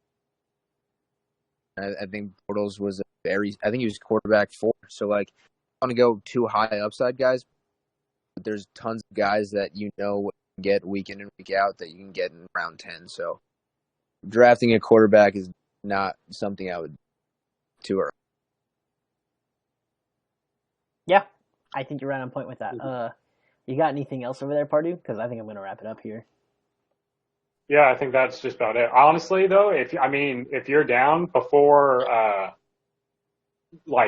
big time we get into fantasy football season and we start drafting teams and everything, if you want to come back on and we can do like a full fantasy football episode, I could use some more, of your advice so I can take in Sanders this year. Yeah, we can definitely hop on. Probably sometime mid-August, like a month from now. Sounds I think that's kind of when everything starts. Yeah, I think that sounds good because next week we're having Nick Fantasy on here. So okay. Yeah, maybe we can have a thing to where we have both of you on here. That'd be kind of cool. Okay. Yeah, for sure. And maybe as the host, we'll just be a mediator instead of person who talks a lot because I talk way too much on this show, I feel. Hey, that's fine. Anyways, so that's going to wrap it up from us from the HeadCouch Analysts. Again, I want to thank so much, give so much thanks to Ryan, Bootleg Fantasy, for being on us. He's our first ever amateur guest star. That is what this show is going to be about, is having amateur guest stars. We will have Nick Fantasy on next year. I don't know what his actual name is. I'm assuming it's Nick something, but That's a good guess. yeah, it's a good guess. I know he's a Dolphins fan. He's huge. He's high on Tua. I've had a couple conversations with him in person. Actually, when quarantine started, I played Quiplash with him because he put out a thing to his followers, and we did a few rounds of Quiplash. It was a lot of fun. He's a cool guy. Young college student, like 21. He's trying to find his way through life. Yeah. Is it at Notorious Fantasy on Twitter? Yep. Is that who that is? Yep. I'm not saying that I made his Twitter logo, but if you guys need so. Oh, we might want to ask you for one then, because ours is basic as hell, and I made it, so. Fair enough. We might hit you up for one then, but I really what the dream would be, and if I had the editing skills, I would have done it. Was I would have had a head coach's headset around a couch. Oh, that cake. That's what I want. Hey, if you're willing to do it for us. I would totally appreciate that. Anyway, for sure. Anyways, that's going to be it from us. That's going to be our guest star for next year is Notorious Fantasy. I know I always call him Nick Fantasy because I don't know. I know his name. I think is Nick, but yep. Yeah, it is Nick. Yep, there you go. So, anyways, tune in next week. He'll be on there. Thank you so much for those who listen to our show. Thanks to the newcomers who are Bootlegs followers that they pick up into this show. Make sure you follow our Twitter, HCA Analysts. You can subscribe to the YouTube channel here, and that's coming. I think that's it from us. So, again, thanks so much for Bootleg being on here. As usual, we will have an episode next week. See you guys later.